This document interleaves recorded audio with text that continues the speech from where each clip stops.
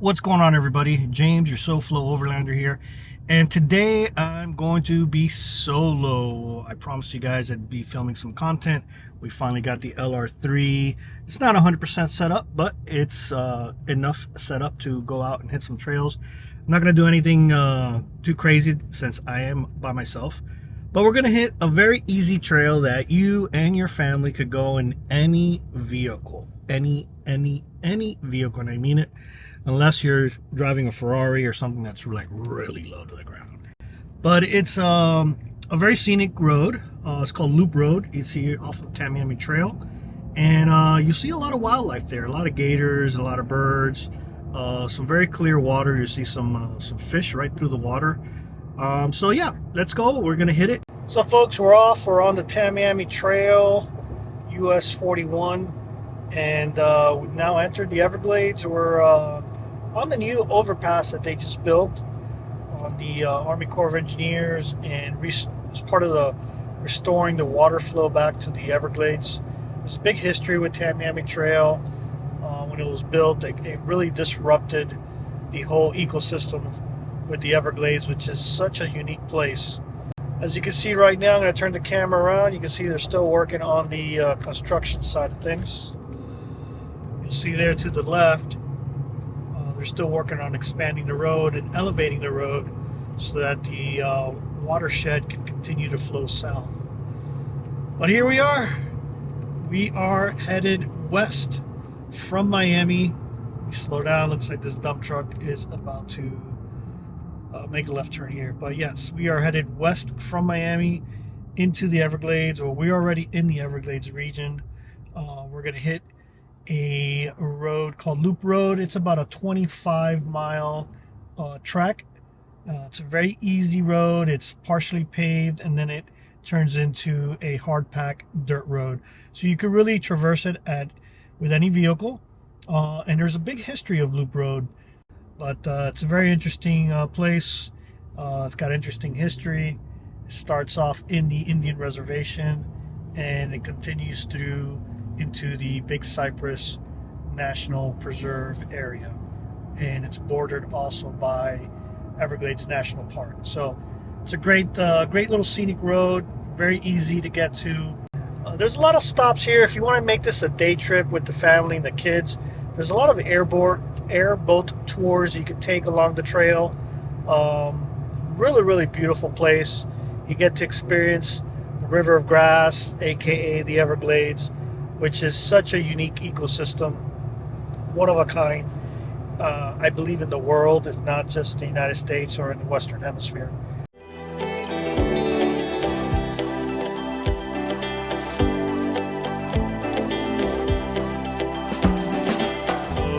Basically letting you know you're entering a national park or preserve, and that this is regulated by the National Park Service, and all state traffic laws are going to apply. So don't come out here thinking you're going to act a fool, tearing up the dirt roads, because it is enforced. So let's tread lightly and let's just enjoy what Loop Road has to offer.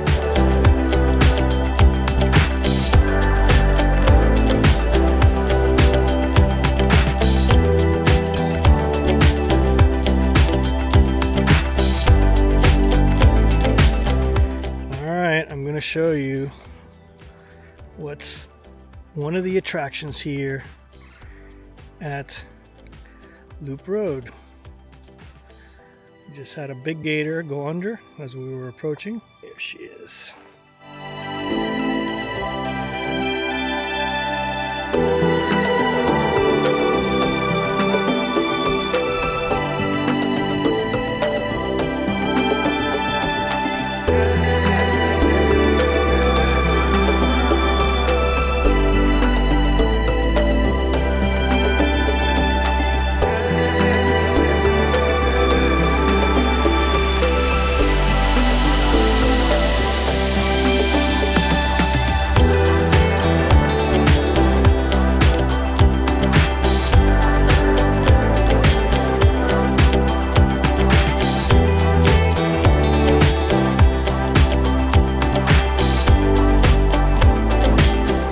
Okay, so right after you pass the Loop Road Educational Center, it's part of the national park, it starts the dirt road section. As you can see, it's a hard-packed dirt road, and it's pretty well maintained. So, like I said before, it's easily accessible with any vehicle.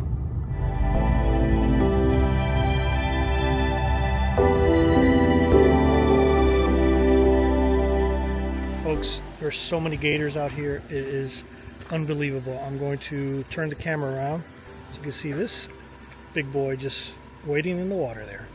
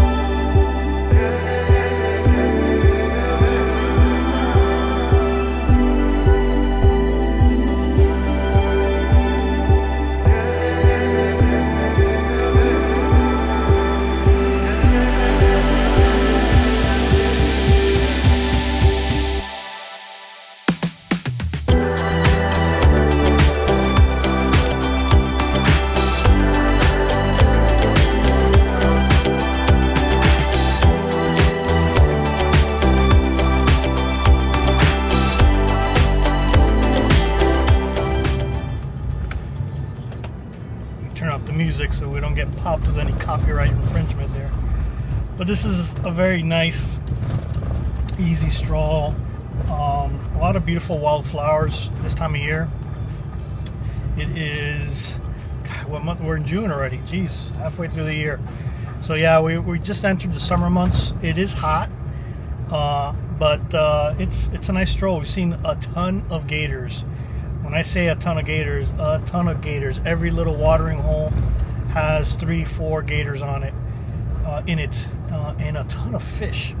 The water's so clear right now. You can see all the gar, the bass. There's so many fish in there. It's just unbelievable. And yeah, this is a great little scenic ride. I mean, it's about 25 miles.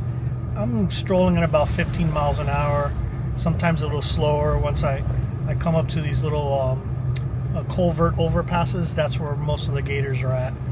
And yeah, I mean, we've seen some cars. You'll see now by me a couple cars are going to come by. A lot of it's families just enjoying the scenic view here with the kids. So it's a nice little stroll. I don't know if you can see that sign, but we are 12 miles out from reaching US 41 again. So yeah, at this pace, if I keep going at the speed that I'm at right now, it'll take us about 45 minutes to an hour to get out. Let's take it nice.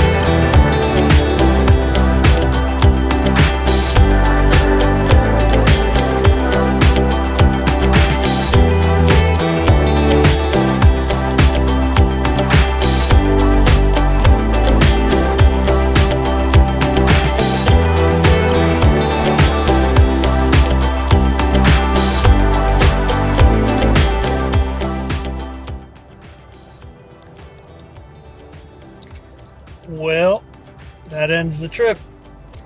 So my rear suspension, the airbags had a failure, causing the vehicle to drop completely. You hear that noise in the background. That is my tires rubbing on the wheel wells, the internal part of the wheel wells. And I am slowly crawling out here at about 2 or 3 miles an hour, because I have no cell phone signal out here. So I'm gonna try to crawl my way out to US 41, see if I can get some cell service there, and call somebody, tow truck, to come get me, because can't drive it like this on the highway. It happens. That's part of the adventure, right?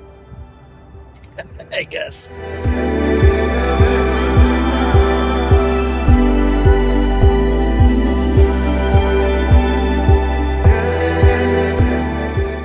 Well, just sitting here waiting on the tow truck to come in. This little adventure is going to cost me $300 in tow fees to get back to Miami. Craziest thing, man. The truck was running incredibly well, super smooth over on the dirt roads. I went out to take a picture of some birds, and all of a sudden I hear a pop, and then like when you have a balloon filled up that you're like letting it out little by little, and you hear like that's what I heard. And I started looking around. It couldn't have been my truck, right? And next thing you know, I see the back end of the truck go, and then the computer takes over, and this thing is slammed. I mean, the right rear tire is completely buried into the undercarriage of the vehicle. So I'm assuming it was that airbag that blew out. It is what it is. I mean, it's a known issue. Not really an issue, but it's a known common thing that goes out on these LR3s, especially this is a 2006. It's almost 20 years old. We're in 2024, so 18-year-old suspension. It's the original suspension on the vehicle. It was bound to happen. Now I just don't know if I'm gonna put OEM airbag suspension back in, or just do a conversion to like an old man emu for the LR3. I'm kind of on the fence. I'm not sure if I do that, if I'm going to lose the terrain modes, the different terrain modes. If I am going to lose that, I got to do a little research on it. But if I am going to lose that, I may just go with the airbag suspension again. I mean, this thing drives. It rides so smooth with those airbags. It's a comfort thing, I guess.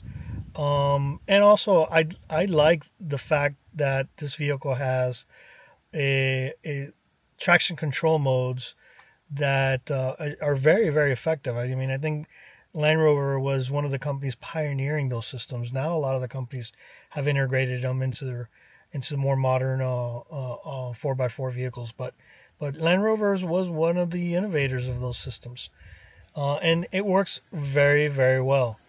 So I don't want to lose that. And if I am going to lose that doing the suspension conversion, then I may not do it.